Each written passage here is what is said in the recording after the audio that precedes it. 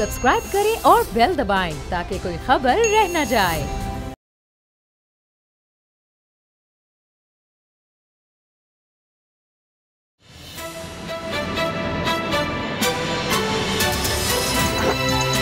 अब पता चला। बिस्मिल्लाहिर्रहमानिर्रहीम, अस्सलाम वालेकुम। मैं हूं मोहम्मद उसामा गाजी और आप देख रहे हैं अब पता चला। कहीं खिचड़ी पक रही है और कहीं आतिश फिशां का लावा। सियासत में इस वक्त अजब हाहाकार मंजर है। बलूचिस्तान हुकूमत में हलचल मची है। आसिफ जरदारी पंजाब की सियासत में हलचल मचाने के लिए लाहौर में सियासी चिल्ला काट रहे हैं और अपोजिशन, हुकूमत और अदालत कहीं से भी नून लीग को ठंडी हवा नहीं आ रही। आसार ये दिखाई देते हैं कि पार्टी पर मुश्किलात के बादल आने वाले हैं और आने वाले दिनों में मजीद ये बादल गहरे होंगे और अगर छमाछम बारिश शुरू हो गई तो फिर इससे पैदा होने वाली सैलाबी सूरत हाल सियासत के लिए बवाल साबित हो सकती है। आज इस्लामाबाद हाई कोर्ट ने नवाज शरीफ की 2 अपीलें खारिज कर दी। ये अपीलें अमन फील्ड और अल अजीजिया रेफरेंस में सुनाई गई सजा के खिलाफ दायर की गई थी। जस्टिस आमिर फारूक और जस्टिस मोहसिन अख्तर कियानी पर मुश्तमिल डिवीजन बेंच ने साबिक वज़ीर-ए-आज़म नवाज शरीफ की अपीलों पर समाअत की। अपीलें खारिज करने के हवाले से अदालत ने कहा है कि नवाज शरीफ के मफरूर होने की वजह से दरखास्तें खारिज करने के सिवा कोई ऑप्शन नहीं था। फैसले में लिखा है कि एहतसाब अदालत की जानिब से नवाज शरीफ को दी गई सजा बहाल रहेगी, लेकिन वो वापस आकर अपील बहाली की दरखास्त दे सकते हैं। लेकिन सवाल उनकी वापसी का है। क्या नवाज शरीफ सरेंडर करने का खतरा मोल लेंगे? क्या वो वतन वापस आएंगे, जिसके लिए मरियम नवाज बहुत सी जमानतें चाहती हैं? किससे चाहती हैं? क्या इसके लिए कोई बैकडोर राब्ते मुलाकातें चल रही हैं या नहीं? एक तरफ मुज़ाहमत की बातें और दूसरी तरफ इशारे किनायों में रियायतों की दरखास्तें। समझ नहीं आ रही कि नून लीग चाहती क्या है। मरियम का बयानिया और है और शहबाज शरीफ का बयानिया और। क़यादत के बहरान ने नून लीग को ऐसी पार्टी बना दिया है जो हुकूमत से भी खतरा महसूस कर रही है और अपोजिशन में भी इसने अपने दुश्मन बना लिए हैं। साबिक सदर आसिफ अली जरदारी का लाहौर में लंबा क़याम भी नून लीग को टफ टाइम देने का एहतमाम बताया जा रहा है। खबरें हैं कि पीपल्स पार्टी ने अगले इंतखाबात की तैयारी अभी से शुरू कर दी है। आसिफ जरदारी पंजाब में नून लीग के मुखालिफिन को इकट्ठा करके एक ग्रैंड अलायंस बनाने के मिशन पर हैं।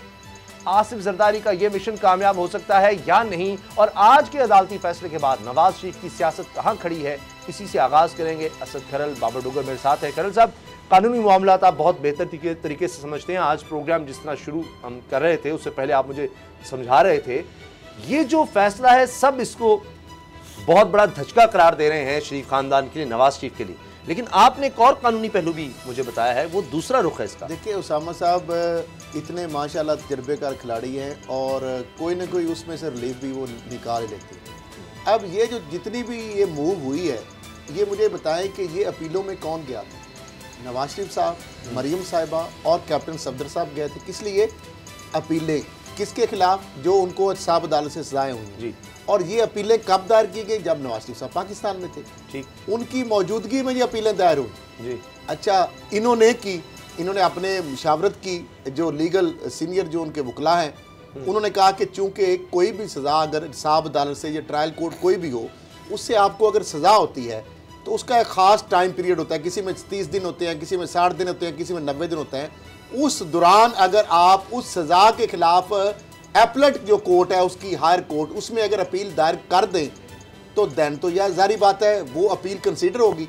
अगर वो टाइम जो मखसूस है उसके दौरान अगर आप अपील दायर नहीं करते ट्रायल कोर्ट के खिलाफ, तो वो सज़ा तो फाइनलिटी इख्तियार कर दी जाएगी। तो वो फिर उसके बाद आपका जो मखसूस टाइम, उसके बाद टाइम बार्ड की वजह से आपकी वो अपील दायर नहीं हो सकती, सुना जा सकता। अच्छा, एक तो हो गया ये ना हो के 10 साल बाद एक तो ये हो गया पर्सपेक्टिव। दूसरा पर्सपेक्टिव ये था कि नैब ने, चूंकि नवाज शरीफ साहब के खिलाफ 2 एहतसाब अदालतों के केसों के फैसले थे, एक के अंदर उनको सजा दे दी गई और एक के अंदर उनको बरी कर दिया गया जी। नैब ने जो सजा दी गई उसको बढ़ाने के लिए अपील की थी। अच्छा। और दूसरा, जिन केसों में उनकी सजा जो खत्म हुई और फिर उनको बेलें जो मिली, जमानतें मिली, उस हवाले से नैब ने दरखास्त की थी। अब ये 2 मुख्तलिफ तरीके से दरखास्तें चल रही हैं। अब हुआ ये है कि नवाज शरीफ साहब को, इसलिए मैं फ़ायदा खा रहा हूँ, अब नवाज शरीफ 4 साल बाद आए, वो 5 साल बाद आए, वो 10 साल बाद आए, वो आराम से आएंगे और आके जनाब उनकी जो अपील है, यही जो अपील है यहीं से शुरू हो जाएगी। वो टाइम बार्ड वाला जो फैक्टर है ना, जो कि उनको पता था कि ये हो सकता है, लिहाजा इसलिए उन्होंने गेम टाइम पे डाल दी है। तो अब ये है कि आप आराम से वो चिल मारें जब चाहेंगे, जब उनके लिए हालात मौजूद होंगे, सजा जब बरकरार उनकी है। मर्जी का इंसाफ पाकिस्तान में आ जाएगा, तो उस अपील- वक्त आके वो अपीलें बिल्कुल आपकी बात सही है, दोबारा से मैं समझ एप्लीकेशन दे देंगे। ठीक है, मगर बाबर डोगरा साहब सजा तो बरकरार है ना, सजा याफ्ता ही मुजरिम ही है वो। और अब यह है कि अब मुझे नहीं लगता कि वो सुप्रीम कोर्ट इसके हवाले से जाएंगे, जिस तरह से जो बात असद खरल साहब ने समझाई है, तो शायद सुप्रीम कोर्ट ना जाए, तो अब वो सजा याफ्ता ही रहेंगे। अब 2023 के इलेक्शन तो वो लड़ते नजर नहीं आ रहे, और ना ही मरियम। उसामा साहब 2023 तो भी बहुत दूर है। अभी तो वो फ़िलहाल इंतज़ार कर रहे हैं कि माजी में जब भी कोई बेहतरीन मौका होगा, जब वो समझेंगे कि अब मैं अपील दायर करता हूँ तो अब मुझे रिलीफ मिल सकता है कोर्ट से, तो वो उस वक़्त का इंतज़ार कर रहे हैं कि वो मरियम ने कहा कि मुझे गारंटी दे दे तो शाम को आ जाएंगे नवाज शरीफ। नहीं, मरियम साहब ने जिस तरह डॉक्टर, वो कहते हैं ना, डॉक्टर जब चाहेंगे, ये डॉक्टर के मशवरे से, ये डॉक्टर के कहने पे वो पाकिस्तान आएंगे। इस तरह सियासी और लीगल डॉक्टर जो है, उनका जो कानूनी माहिर है ना डॉक्टर, वो उनको मशवरा देगा कि अब हालात मौजूद हैं, लिहाजा अब आप आ जाए, शायद हमें कोई रिलीफ का कोई मौका बन सकता है। लेकिन खरल साहब, तो इस समय नैब जो है, इसके जो प्रोसिक्यूटर्स हैं, उन्होंने जो नालायकी दिखाई है, मैं उस पर हैरान रह गया हूँ। सबसे पहले तारड़ साहब जो थे वो इसमें कोर्ट की मामनत कर रहे थे। तारड़ साहब जो हैं वो कोर्ट के वो नवाज शरीफ के वकील भी हैं। तारड़ साहब PMLN की टिकट पे सेनेटर भी हैं। तारड़ साहब PMLN की जो सेनेट में पार्लिमानी पार्टी है उसके सरबरा भी हैं, और नवाज शरीफ के केस में कोर्ट की मामनत भी कर रहे थे। कल जो प्रोसीडिंग हुई है उसमें जब तारड़ साहब से पूछा गया कि जी आप बताएं कि क्या इशू क्या होना चाहिए, तो उन्होंने कहा जनाब ये जो केस है इसकी प्रोसीडिंग नहीं चल सकती, क्योंकि जो मुल्जिम है वो तो है ही नहीं है, यहाँ पर मौजूद ही नहीं है, तो लिहाजा इस केस की प्रोसीडिंग नहीं होनी चाहिए। जिस पर अदालत ने उनसे कहा कि आप नून लीग के वकील ना बने, आप एक मावन बने और आप एक इंडिपेंडेंट राय दें। लेकिन उन्होंने इंडिपेंडेंट राय में भी यही कहा कि जी ये जो केस जब मुद्दई नहीं है तो ये इस केस की प्रोसीडिंग नहीं हो सकती। मुल्जिम की मैं बात कर रहा हूँ, पिटिशनर जो है। अब नैब का जो पॉइंट ऑफ व्यू था वो ये था कि जनाब जब ये पिटिशन दायर हुई थी, जब ये अपील दायर हुई थी, तो मुल्जिम यहीं पर था, यहाँ पर उसने पिटिशन दायर की, उसकी मौजूदगी में हुई, उसके सिग्नेचर से हुई, वो यहाँ पर 2-4 उसने जो है पेशियाँ अटेंड की, उसके बाद वो मफरूर हो गया। और बेताशा कोर्ट्स के फैसले हैं कि जब मुल्जिम मफरूर हो जाए तो उसके जो वकील हैं वो उस अपील पे अपने दलाइल दे सकते हैं और उस पर फैसला भी आ सकता है। लेकिन प्रोसिक्यूटर साहब को जो मावन बनाए गए थे उनकी मावनत पे इतराज लगाना चाहिए था, ऑब्जेक्शन लगाना चाहिए था कि ये जनाब के जज साहब ये जो बंदा है ये तो नून लीग का है, ये तो पार्टी ज्वाइन कर चुका है, जो पार्टी ज्वाइन की है तो उसकी वजह से इसको सेनेट का टिकट मिला है, सेनेट का टिकट मिला है तो सेनेटर बनने के बाद ये वहाँ पार्लियामानी पार्टी का हेड है नून लीग का, ये किस तरह से नवाज शरीफ के केस में अदालत की मामनत कर सकता है। तो ये वो, और सेकेंडरी नून लीग के सारे केसेस वो देख रहा है और अदालत की मामनत में वो ये बात कर रहा है कि जनाब के मियाँ साहब का केस जो है वो आगे नहीं चलना चाहिए, ये जो अपीलें खारिज होनी चाहिए, तो वो तो अपने काम में मकसद में कामयाब हो गए। तो जो नैब के प्रोसिक्यूटर हैं, कल मैंने देखा ख्वाजा आसिफ के केस में भी जो नैब के प्रोसिक्यूटर थे उन्होंने इंतहाई बचगाना तरीके से ये केस लड़ा, सारे गलत फैक्ट कोर्ट को दिए, जिसकी वजह से कोर्ट ने ख्वाजा आसिफ की ज़मानत ली और कोर्ट ने नैब प्रोसिक्यूटर से ये कहा कि आपने इतना बच्चों की तरह ये केस लड़ा है कि आपकी नालायकी पे हम हैरान रह गए हैं।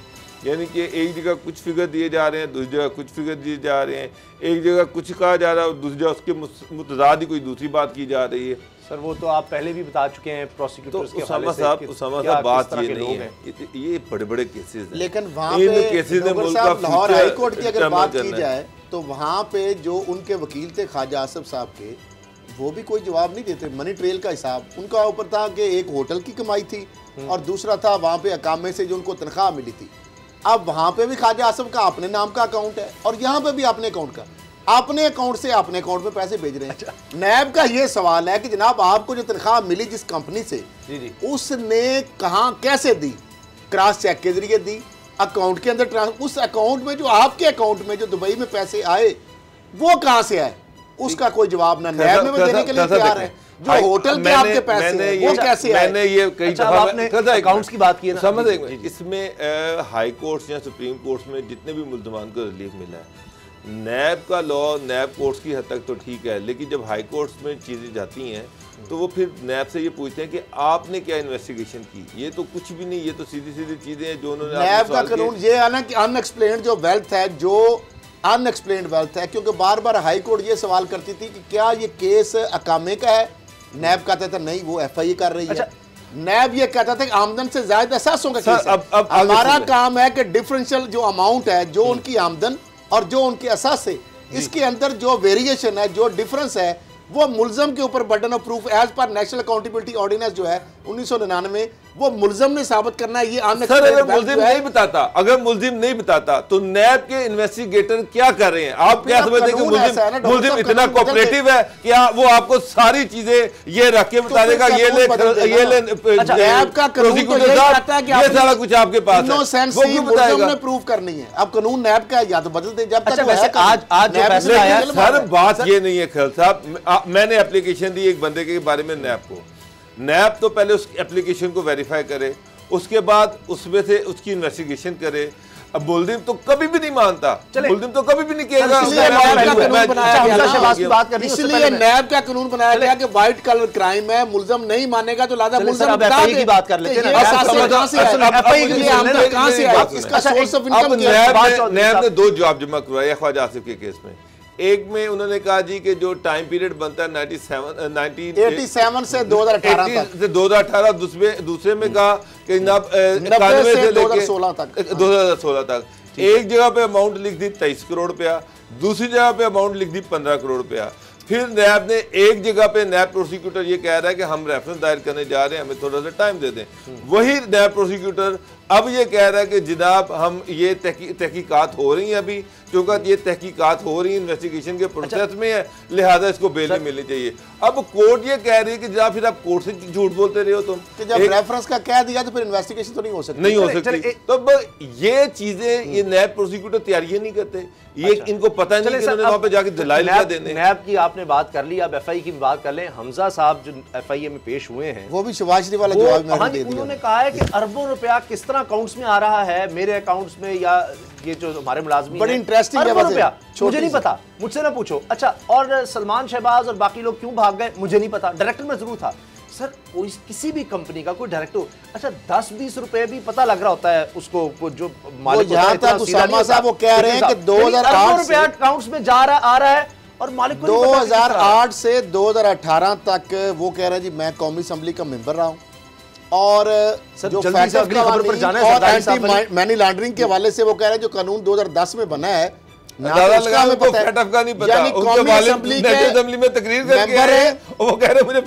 मेंबर है वो पहले रहे हैं कौमी असम्बली के 2008 से 2018 तक। 2008 में जो 2010 में कानून बना है, वो कहते हैं मुझे उस कानून का पता नहीं है, वो हिंदुस्तान की असम्बली में बन रहा था, यानी उस कानून से लाइलमी का इजहार कर रहे हैं। फिर दूसरा वो कह रहे हैं जी इंतजाद करप्शन एक्ट जो होता है, एंटी करप्शन एक्ट जो होता है, उस 1947 वो कहते हैं उससे भी मैं वाकिफ नहीं। फिर वो कहते हैं सियासत में मसरूफ होने की वजह से मुझे नहीं पता कि मेरे जाती जो बैंक अकाउंट्स में पैसे कौन जमा करवाता रहा।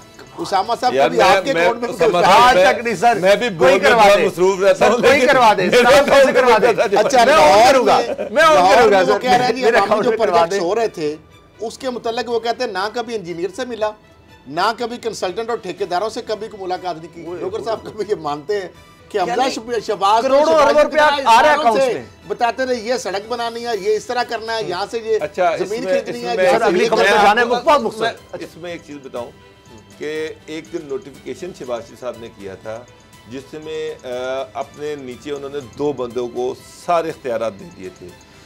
राना सना जो था उनको सारे एडमिनिस्ट्रेशन के इख्तियारात दे दिए कि तुम सारी एडमिनिस्ट्रेशन को देखो, और हमजा शहबाज को सारे फाइनेंशियल इख्तियार दे दिए थे कि जो भी बड़े अवामी प्रोजेक्ट्स होंगे जिसमें P&D और फाइनेंस है वो सारे हमजा की अप्रूवल से होंगे।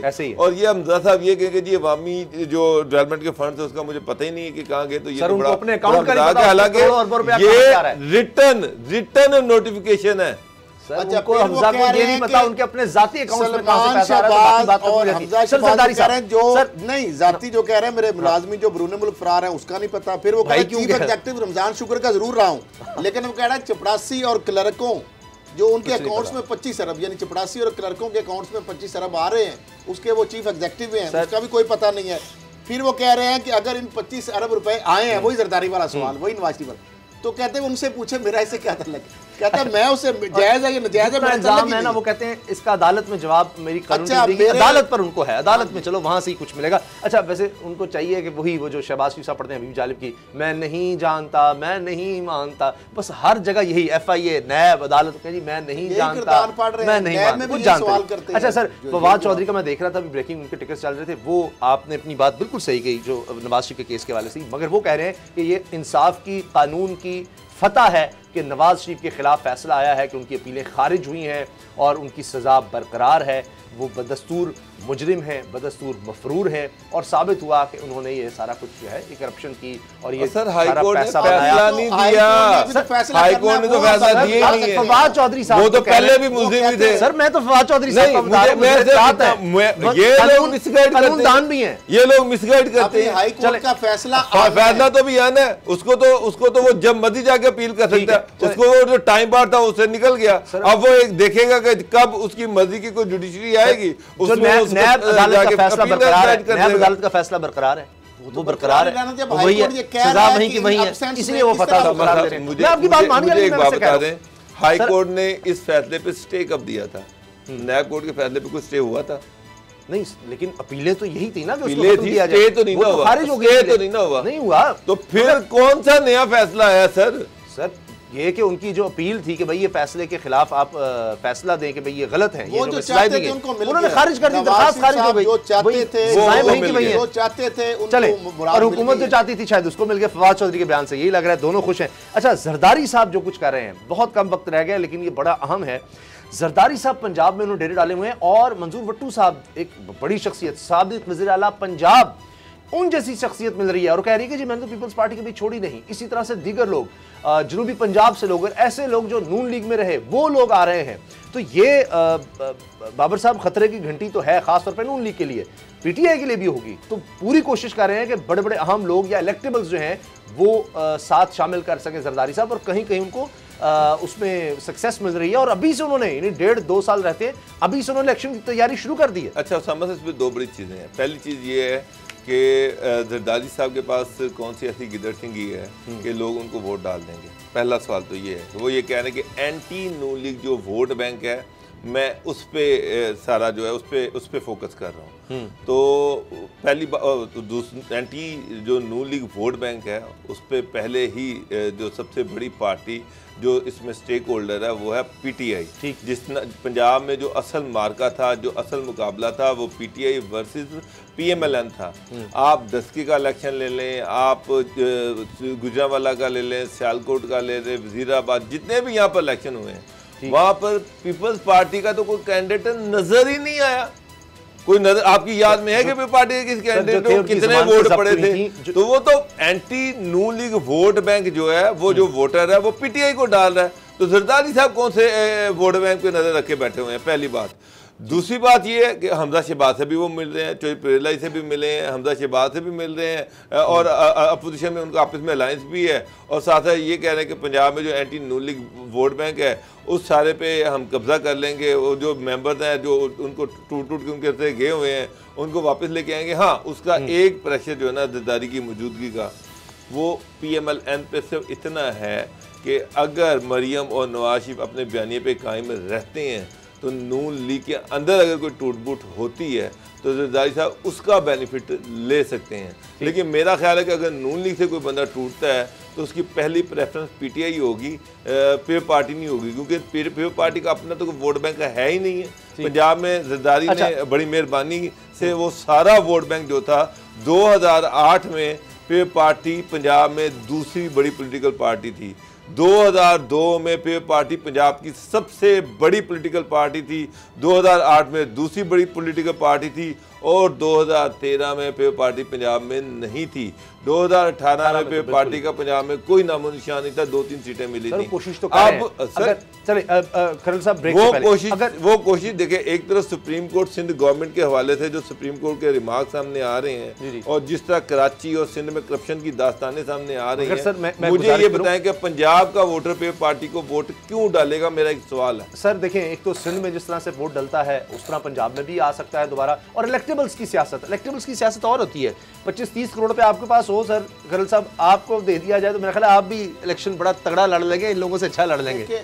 तो अगर इलेक्टेबल हो, जिसके पास इतना पैसा है, कुछ उसको सपोर्ट किया जाए पार्टी की तरफ से, तो क्यों नहीं वो कोई निकाल सकता है? जो वोट तो लोगों ने डालने हैं ना, लोग जो पाकिस्तान में और पंजाब में या जहाँ पे भी आप देखें, यहाँ पे हवा चलती है और हमेशा ये कोशिश करते हैं लोग कि जिसकी हुकूमत इनको नजर आती है कि ये बन रही है, ये लोग एक तो उधर जाते हैं।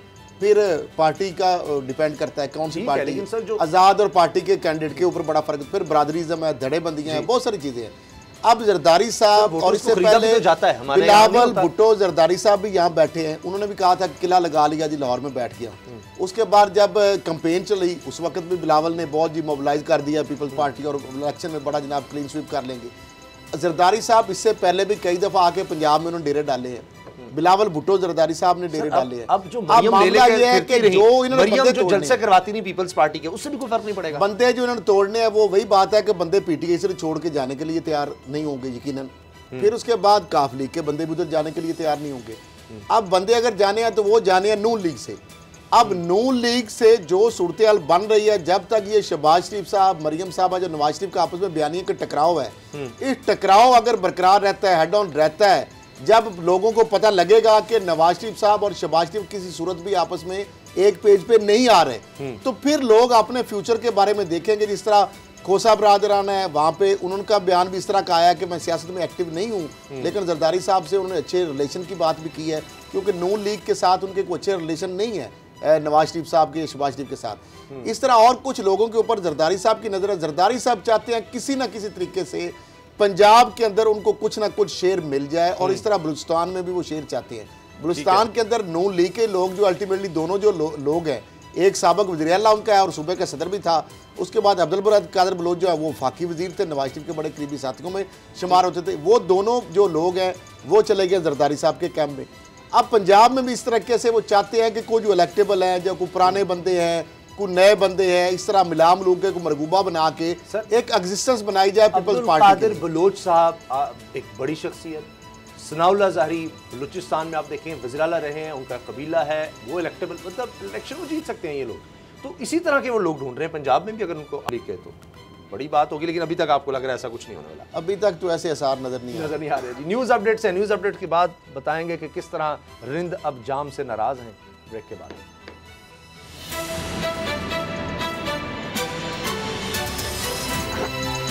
अब पता चला।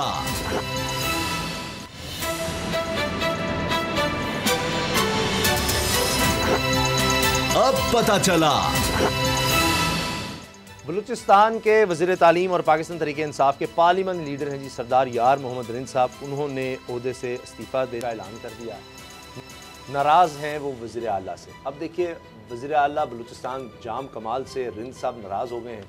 अब ये बड़ा ख़तरनाक है, क्योंकि ये नाराज़गियाँ बढ़ती जा रही हैं। पहले स्पीकर से नाराज़गी, अपने लोग अलग नाराज़, दूसरी पार्टियाँ अलग नाराज़, ऊपर से अपोजिशन, वो धावा, ये अब मुश्किलात बढ़ती चली जा रही हैं। और आने वाले दिनों में लगता है ये है कि इसका असर तहरीक इंसाफ पर भी हो सकता है, यानी वफाकी हुकूमत पर भी हो सकता है, क्योंकि ये अगर चीज़ें कंट्रोल ना हुई तो अपने लोग, यानी बलूचिस्तान अवामी पार्टी से अगर सीनियर तरीन रहनुमा, अहम तरीन रहनुमा तहरीक इंसाफ का नाराज़ हो रहा है तो मामला ख़राब होगा। बलूचिस्तान अवामी पार्टी को उनसे गिला होगा, तहरीक इंसाफ को उनसे होगा, इमरान खान सब पर प्रेशर आएगा। अब ये सब बजट के दौरान हो रहा है, जब बजट पेश हो चुके हैं, पास करवाने हैं, उस वक्त ये मसाइल पैदा हो रहे हैं। तो बाबर डोगर साहब, आपको क्या लगता है ये संभाल सकेंगे इमरान खान साहब? कब उनको बीच में आना पड़ेगा, या आपको लगता है बलूचिस्तान की सियासत है, ये बलूचिस्तान में ही सब लोग देख लेंगे, वफाकी हुकूमत को या इमरान खान को बीच में आने की ज़रूरत नहीं है?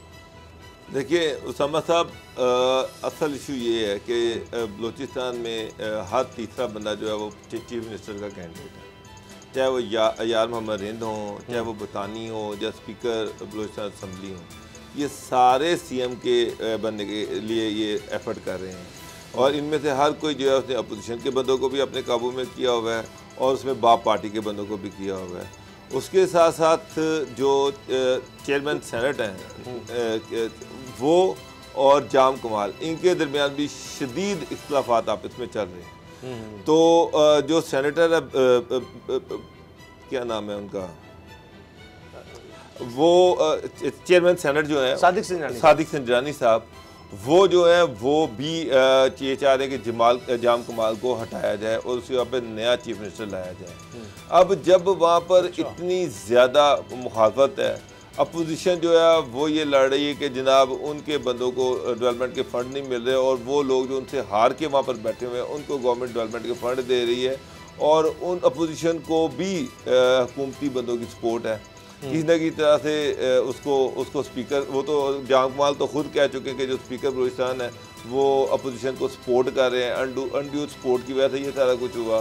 फिर जो चेयरमैन सेनेट है वो भी सपोर्ट कर रहे हैं, तो यहाँ पर अजीब गंद मच गया है। तो उसमें उससे निकलने का कोई रास्ता नहीं है। यहाँ तक कि यार मोहम्मद रिंद जो है उन्होंने तो ये भी कह दिया कि जनाब मैं और भूटानी साहब ये दोनों को कह ना सिर्फ हम मिनिस्ट्रियाँ छोड़ रहे हैं बल्कि हम पीटीआई भी छोड़ देंगे। वो पीटीआई पे ये प्रेशर डाल रहे हैं कि उनको अलाउ किया जाए कि जाम कमाल के खिलाफ वो अदम एतमाद की तहरीक लेके आएँ, और उनको अपोजिशन ने भी कोऑपरेशन की यकीन दहानी कराई है और बाप पार्टी के लोगों ने भी करवाई है। अच्छा, अब सर लेकिन मेरा मतलब कि इमरान खान इस चीज़ पे एग्री नहीं हो रहे, क्योंकि वो अभी वो नहीं ये चाहते। और फिर वहाँ पर ये है कि हर बंदा जो है, हर तीसरा बंदा जो है वो 8-10 एमपी बन के लेके फिर रहा है और वो सीएम का कैंडिडेट है। ये नून लीग के दौर में भी रहा असद करल साहब, क्योंकि कुछ अरसे के लिए अब्दुल मालिक बलोच साहब थे और सनाउल्लाह ज़ारी साहब, और उसमें बड़ा प्रेशर था।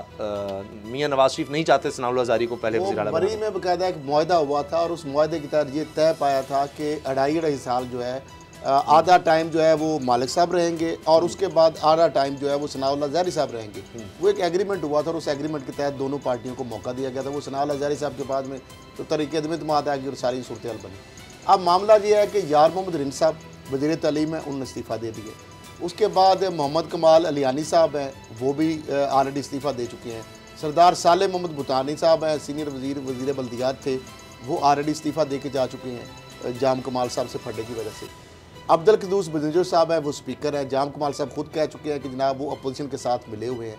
अब यार मोहम्मद रिंद साहब, जिस तरह डोगर साहब ने कहा, वो भी उम्मीदवार हैं। वो चाहते हैं कि वज़ीर आला जो है वो बने और पीटीआई की जानब से। और बाप के लोग जो हैं वो भी कुछ जाम कमाल से खुश नहीं है। एक तरफ अपोजिशन 3 दिन से थाने में बैठी हुई है, वो कह रही है हमें गिरफ्तार करो, वो गिरफ्तारी पे इसरार कर रहे हैं, पुलिस उनको पकड़ नहीं रही। और साथ वो ये भी कह रहे हैं कि जो 3 साल के दौरान जो जाम कमाल साहब ने नॉन इलेक्टेड, एक तो होता है ना हुकूमती बंदे, एक होता है अपोजिशन के बंदे अरकान असम्बली, वो कह रहे हैं नॉन इलेक्टेड बंदों को जो फंड 3 साल में दिए गए उसका ऑडिट हो और बताया जाए कि वो पैसे क्यों दिए गए। तो फिर ऑपोजिशन क्यों सर हंगामा तो अब मामला ये है कि ऑपोजिशन को जाम उसामा साहब ये जो ये ब्लॉग कर रहे हैं, अपोजिशन ये कह रही है कि उसका ऑडिट हो। अपोजिशन का ये इल्जाम है कि जाम कमाल ने जो पीटीआई जो बाप पार्टी के कैंडिडेट थे जो कि तीसरे या चौथे नंबर पर आए, उनको बेताशा डेवलपमेंट के फंड दिए हैं। उनको भी कुछ नॉन इलेक्टेड लोगों को भी उनके दिए हैं। उसका भी खैर साहब जो हारे हुए हैं बाप के बंदे नॉन इलेक्टेड ही ना,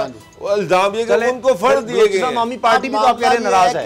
चेयरमैन सेनेट का क्या मसला हो सकता है? तो चेयरमैन सेनेट नाराज, इत्तेहादी पार्टी खुद बाप के अंदर से उनके खिलाफ है। तो जाम कमाल साहब जो है इस वक्त उनकी कुर्सी खतरे में है। ये मैं आपको बात बता रहा हूँ, ये खबर मैं दे रहा हूँ। लिहाजा ये किसी टाइम भी अदम एतमाद अगर रुकी हुई है तो उसमें मेरा ख्याल है इमरान खान साहब अभी नहीं एक्टिव पार्टिसिपेट नहीं कर रहे और नहीं चाहते वो कि बलूचिस्तान में हुकूमत इस तरह तितर बितर हो, क्योंकि उनको भी पता है कि दोबारा फिर शायद इस तरह की हुकूमत जो बनी हुई है ना, एक अलाइज पार्टी है, मखलूत हुकूमत है, एक परसेप्शन है चले कि पीटीआई की इत्तेहादी गवर्नमेंट है, फिर शायद सिनेरियो डिफरेंट हो सकता है।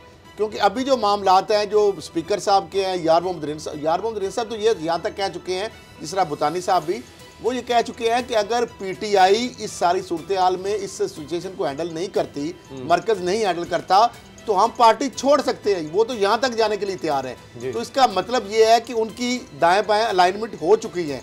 अब देखना यह है कि इमरान खान साहब किस हद तक इनको सपोर्ट करते हैं। एक तरफ स्पीकर जो सेनेट के चेयरमैन है, दूसरी तरफ ये 3 वुज़रा, उसके साथ बाप के लोग, फिर स्पीकर जो है, और फिर अपोजिशन पार्टियों का आपस में इनका जो अलायंस है, और बाप के अंदर कुछ लोग इनके साथ मिले हुए हैं। तो लिहाजा अब ये है कि जाम कमाल साहब जो है वो सेटिस्फाई नहीं कर पा रहे, ऊपर से वफाकी हुकूमत अपनी ही पार्टी के जो लोग हैं उनको सेटिस्फाई नहीं कर पा रही।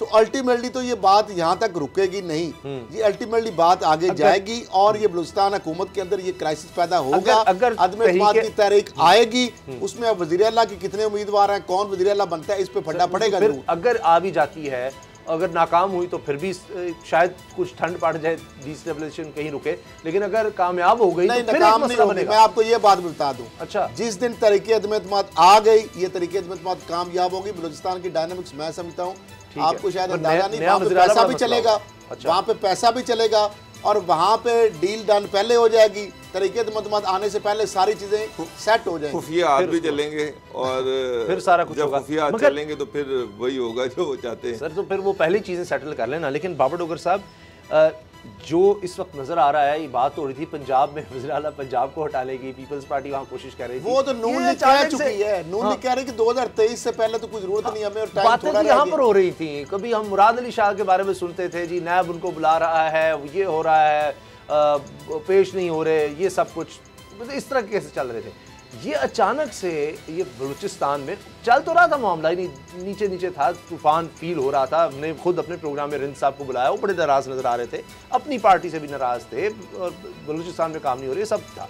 लेकिन ये जो हमले वाली सूरत हाल हुई, उसके बाद इसने तो सब कुछ एकदम सामने ला कर रख दिया है, और अभी तक संभल नहीं रहे मामला। देखें उसामा साहब, थोड़ी सी आप हिस्टोरिकल बैकग्राउंड देखें तो बलूचिस्तान में मुझे नहीं लगता कि किसी भी सीएम ने अपने 5 साल पूरे किए हैं, चाहे वो मुशर्रफ ही रहा हो, चाहे ये फिर पार्टी का दौर था, चाहे नून लीग का दौर था। तो इन तमाम अदवार में 2-2, 3-3 चीफ मिनिस्टर वहाँ पर लगे हैं। तो अब चूँकि वहाँ पर कोई किसी एक को टोटल मेजॉरिटी नहीं मिलती, और सारी जो पार्टी हैं वो छोटे छोटे ग्रुप जो हैं वो जीत के आ जाते हैं, और अलाइंसेस की गवर्नमेंट बनती हैं। जब अलाइंसेस की गवर्नमेंट बनती हैं तो फिर वहाँ पर चूँकि सारे जो है लैंडलॉर्ड हैं, बड़े बड़े लोग हैं, हर कोई ये समझता है कि वज़ारत आला उसका हक है, तो वो फिर जो भी सिटिंग वज़ीर आला होता है उसके खिलाफ साजिशें उसी वक्त स्टार्ट हो जाती हैं, और अल्टीमेटली चीज़ यहाँ तक आती है कि उसको वज़ीर आला को जाना पड़ता है, और उसकी जगह पे नया वज़ीर आला आ जाता है। इवन नवाज शरीफ जो थे वो मालिक साहब को बड़ा पसंद करते थे, लेकिन उसके बावजूद उनकी पार्टी ने उनको मजबूर किया बलूचिस्तान में कि नहीं, 2.5 साल के बाद वो घर जाएंगे, और उनकी जगह पे नए नून लीग के वज़ीर आला आएंगे। और वो बात में नाराजगी होगी मेंगल साहब को खुश करने के चक्कर में तो सर ये आप देखें, जब पहले दौर में भी आप देखें, मुशर्रफ दौर में भी दो वज़ीर आला आए, फिर पार्टी के दौर में 2 वज़ीर आए। आप देखें, इससे खरल साहब नुकसान नहीं होता बलूचिस्तान के लिए, बलूचिस्तान के लोगों के लिए, डेवलपमेंट के लिए? अब सी पैक है, उस तरफ वो सब मिलकर कोई बेहतर प्रोजेक्ट लेकर आ सके। सबसे ज्यादा अगर करप्शन होती है ना तो वो बलूचिस्तान के अंदर। बलूचिस्तान रकबे के लिहाज से बहुत बड़ा सूबा है, आपको पता है, आबादी के लिहाज से कम है, लेकिन सबसे ज्यादा अगर वसाइल के हवाले से, सरकारी वसाइल को लूटने की अगर बात आ जाएगी ना, तो सिंध हुकूमत तो बदनाम है ही है, लेकिन बलूचिस्तान जो है उससे भी आगे है। वहाँ पे तो 70% तक फज पेमेंट होती है, 30% भी वहाँ पे नहीं लगता। वो सेक्रेटरी, और वो सेक्रेटरी 73 करोड़ उसके घर से बरामद हुआ। मैं देखता हूँ वहाँ पे रईसानी साहब थे, तो उनकी और रिंद की लड़ाई हुई, तो रईसानी साहब जब वज़ीर आला बने, उन्होंने 85 करोड़ रुपया सरकारी खजाने से लिया। लड़ाई हो रही है उनकी रिंद से, सरदार यार मोहम्मद रिंद ने कुछ 4 उनके वहाँ पे कुछ डेरे शेरे कच्चे पक्के गिरा दिए, उनके जो बाहर मुजारों के होते हैं, उसके बदले में उन्होंने 85 करोड़ रुपया सरकार से लिया। नया बलूचिस्तान में केस मैं तो सुन के हैरान हो गया। उसमें उन्होंने पता नहीं क्या क्या चीज़ें डाली थी, कितनी मेरी बतखें थी, इतने घोड़े थे, इतने गाय थी, इतने जनाब भैंसें थी, और उनका इतने पैसे बन गए, वाटर कोर्सेज के इतने पैसे हो गए, कमरों के इतने पैसे, इतने कमरों के पैसे उन्होंने बनाए कि वो लाहौर में इस तरह का कमरा लग्जरी भी को बनाएंगे ना, 5 स्टार होटल का तो कमरा, उस हिसाब से भी स्क्वायर फुट से कच्चे कमरों के उन्होंने पैसे बनाए, और जनाब उनको मिल गए, वो उन्होंने पैसे ले लिए, बड़े ड्रा किए बकायदा पैसे। और उसके बाद एक तरफ उधर से ले लिए पैसे, फिर दोबारा वाटर कोर्सेज के अलग से फंड रख लिए, उधर से बनवा लिए, एक तरफ से पैसे उधर से ले लिए, फिर उधर से ले लिए। तो मामला ये है कि बलूचिस्तान के अंदर अब लड़ाई किसकी है? लड़ाई क्यों 3-3 वज़ीर आला बदलते हैं? वहाँ पे है खांचा, वहाँ पे है लूटमार, वहाँ पे सरकारी फंड को किस तरह हड़प करना है, वहाँ पे जिस तरह सड़कें और ये जो सारी चीजें हैं वहाँ उसके बदले में जो फंड आते हैं सब कह रहे हैं कि अगर जमीन पे तो लगते ही नहीं, वो तो खाए पिए जाते हैं। तारीख अगर जिस तरह बाबर साहब ने कहा तो तारीख जो चल रही होती है उसी तरह होता है, फिर तो मुश्किल हो जाएगी जाम कमाल साहब के लिए। लेकिन जो नया वज़ीर आला आएगा क्या उसके खिलाफ नहीं लोग हो जाएंगे जो आज जाम कमाल के साथ खड़े हैं? साल 1.5 साल तो सुकून से गुजर जाएगा ना, वो तो अपना काम चला लेगा, उतनी देर में इलेक्शन आ जाएंगे। तो यही बलूचिस्तान में ये होता है कि वहाँ पे आपस में आपको अब मुश्किल लग रहा है। अगर जाम कमाल साहब जिस तरह हर बंदा कहता है जी मुझे दे मुझे दे मुझे दे, अब उनके पास जितने पैसे हैं वो उस हिसाब से खर्च करेंगे। सर वरिंदर साहब तो लड़ाई हो रही है पैसों की, फंड की लड़ाई है, ऐसी तो नहीं काबीना छोड़ी उन्होंने, ऐसी तो नहीं काबीना छोड़ी। फिर इसका मतलब है कि आने वाले दिनों में कुछ मजीद गड़बड़ होने वाली है। आपको लग रहा है कि तारीख दोहराई जाएगी। जाम कमाल जो है बड़ी मुश्किल से 5 साल पूरे करेंगे। ब्रेक का वक्त है जी, ब्रेक के बाद आपको बताएंगे नरेंद्र मोदी जिस तरह भारतीय ड्रामे सनसनी होती है, फिल्में होती हैं, उसी तरह से उन्होंने भी एक फिल्म चलाई है मकबूजा कश्मीर के जो रहनुमा, कठपुतली रहनुमा कह लें, बीजेपी का साथ देते रहे हैं, उनको बुलाया है जिनको जेल में रखा हुआ था। तो जनाब इसका क्या मकसद है, क्या ड्रामा है दुनिया को दिखाने के लिए, ब्रेक के बाद बात करते हैं।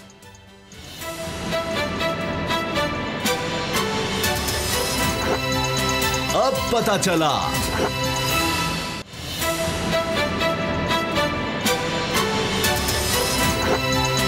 अब पता चला।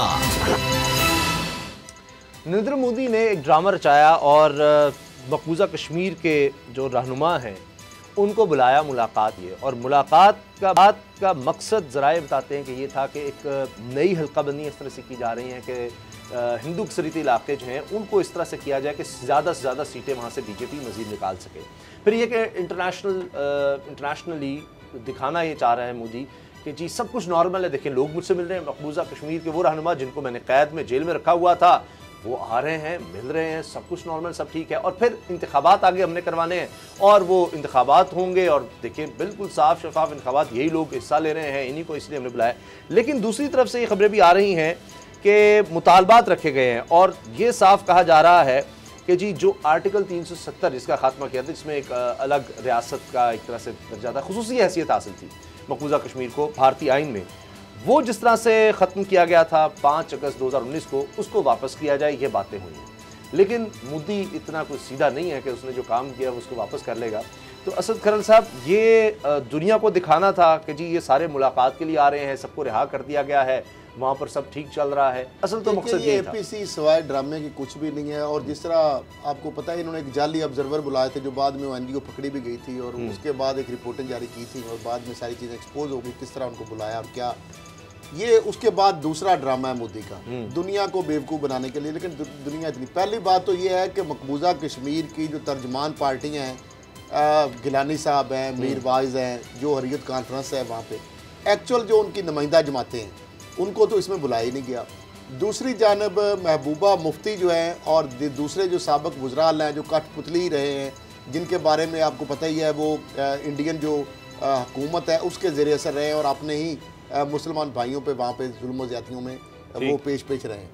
अब उन लोगों को बुला के, जिसमें अभी तक महबूबा मुफ्ती ने थोड़ा बहुत बात की है कि जो मोदी है, हम बात करेंगे कि जो 370 जो स्टेटस है जो ख़त्म हैसियत की है उस कानून को ख़त्म किया जाए। उनके अलावा जितने लोगों को उनको बुलाया सब ने आमादगी का इजहार किया है और मोदी ने यहाँ तक, आप अंदाज़ा लगा लें कौन सी ये मीटिंग है, किसी को एजेंडा शेयर नहीं किया गया, कोई उसके अंदर पता नहीं है कि क्या बात होनी है।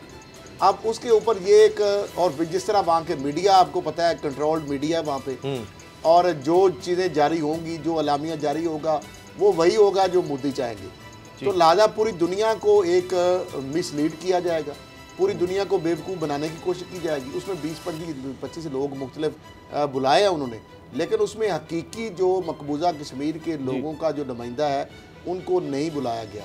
और ये सारी जो मूव की गई, जिस तरह एक तो कि 7 जो कम अज़ कम जो 7 अक्सरियती जो हिंदू जो नशिस्तें हैं, ताकि 7 के करीब जो वहाँ पे हिंदू नशिस्तें जो हैं वहाँ पे लोगों को लाया जा सके।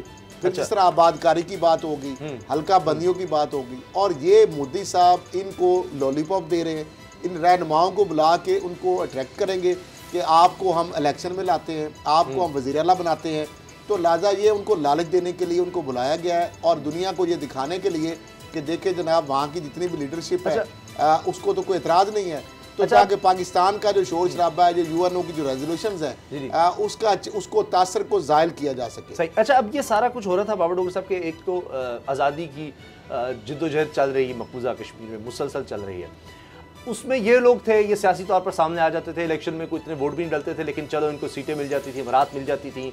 अब इनके लिए भी मुश्किल हो गई थी इस वजह से कि जो स्पेशल स्टेटस था वो भी ख़त्म हो गया, यानी बाहर से आकर हिंदुओं को आबाद किया जा रहा है, इनसे इनकी मलकियत यानी कश्मीर के अलावा भी लोग आकर ले सकते हैं, जो इनको सरकारी मुलाजमतों में एक ख़ास कोटा रखा था वो भी ख़त्म, यानी बिल्कुल बाकियों की तरह। और यहाँ पर आप डायनामिक्स सारे चेंज, उसके लिए भी इनके लिए मुश्किल थी। अब जाकर जो उनके एक लीडर है गुलाम नबी आज़ाद, जिनका ताल्लुक कांग्रेस से है, उन्होंने जो स्टेटमेंट दिया, उन्होंने कहा जी हमने तो मुतालबा रखा है कि जी वो वापस स्टेटस लाया जाए, मेन चीज़ ये है, वही डोमिसाइल और सारे वही मुतालबात हैं।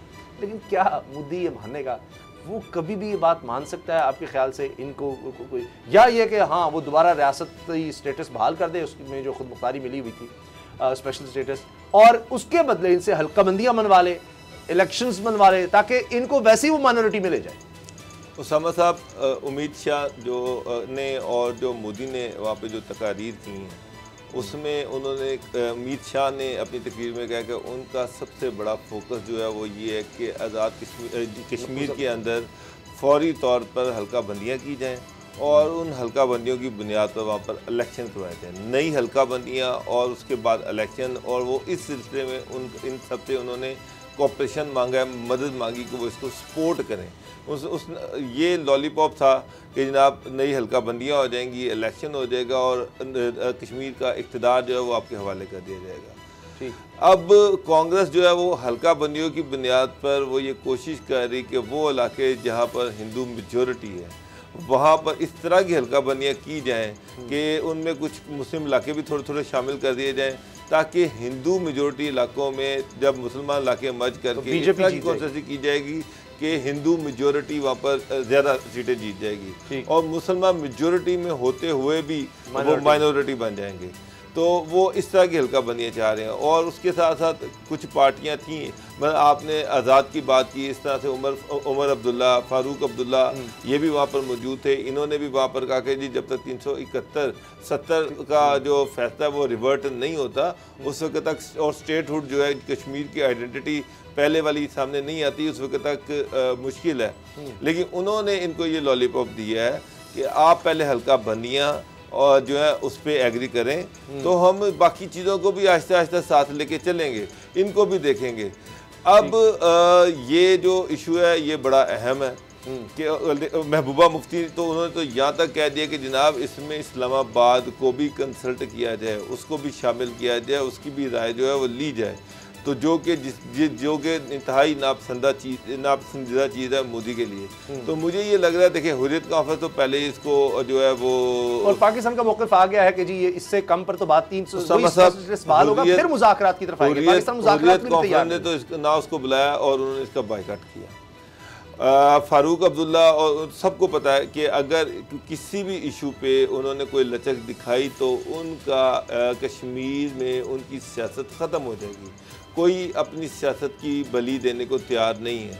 तो जाहिर बात है कि इस इशू पर कोई पीछे नहीं हटा और मुझे लग रहा है कि मोदी का ये ड्रामा जो है ये ये कामयाब नहीं हुआ, बिल्कुल ख़त्म हो गया है। क्योंकि जिन कठपुतली लोगों को इन्होंने बुलाया वो भी अपने मौके पर कायम रहे। इंटरनेशनल दिखाने की कोशिश करेगा कि जी देखें मैंने तो बुलाया और बातचीत तो हमने आगाज़ तो कर दी है ना, बात मेरे साथ बैठ गए हैं सारे, इसलिए हम ये मसले बैठ कर हल कर सकते हैं, कोई ऐसा मसला नहीं है। लेकिन बहरहाल ये नाकामी ज़रूर उसको मिली है इस ड्रामे में।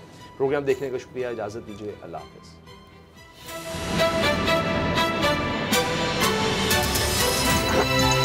अब पता चला। सब्सक्राइब करें और बेल दबाएं ताकि कोई खबर रह न जाए।